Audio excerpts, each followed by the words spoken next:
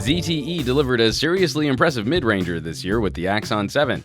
This company is on a mission to drive high-quality phones to even lower price points, and the follow-up gadget we're playing with today is the little brother Axon 7 Mini. Getting it out of the box, this is still a very nicely accessorized device. For such a low price point, we of course get the folder of papers we won't ever read, a set of earpod-style buds, and of course a charger and a cable. We're always happy to see a phone which is fully ready to use out of the box. In the hand, this phone doesn't much feel like the Mini options of old. This device represents a modest size reduction from the main Axon 7, a 5.3-inch screen, and nearly identical thickness to the full-sized Axon, which is only about 4 millimeters taller and wider than this Mini. This is tricky territory where many manufacturers have struggled in the past. When a company delivers such a beast of a phone at a low price point, reaching lower price points often means making compromises which some people might feel are too aggressive. We're all emotionally holding our phones to higher and higher standards every year. In terms of style, even though you're spending $100 less, it's exciting to see almost no difference in terms of build quality and design. A metal phone body, the soft HTC-style graceful tapers, the chamfered front edge to catch some light.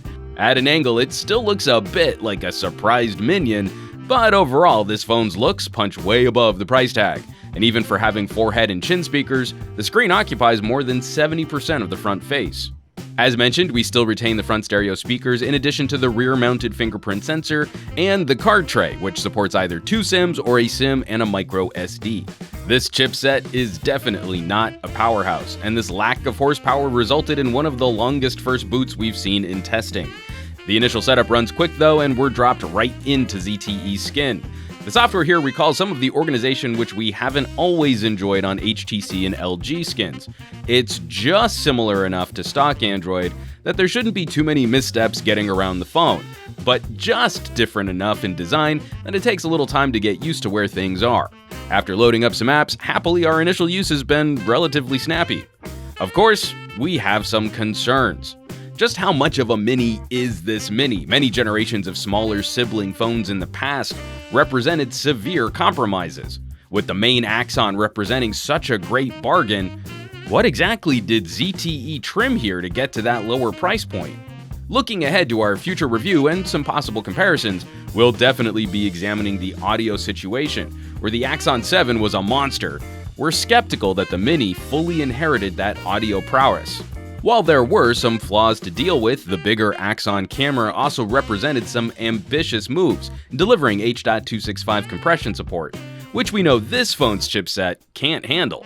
And speaking of that chipset, just how much of a performance downgrade might we find here, especially as the newer Qualcomm Snapdragon 625 has shown some nice improvements over this older generation of mid-pack processors. This is a company on the rise, building a fan base of folks who like inexpensive power user gadgets. So we have a lot to look at here. Will ZTE continue building that reputation? Or will this phone prove to be an overly compromised companion?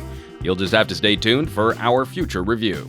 As always, thanks so much for watching. Be sure to subscribe to this channel for more videos like these and help us out with some sharing on your favorite social networks. For Pocketnow, I'm Juan Carlos Bagnell, some gadget guy on Twitter and Instagram, and I will catch you all on the next video.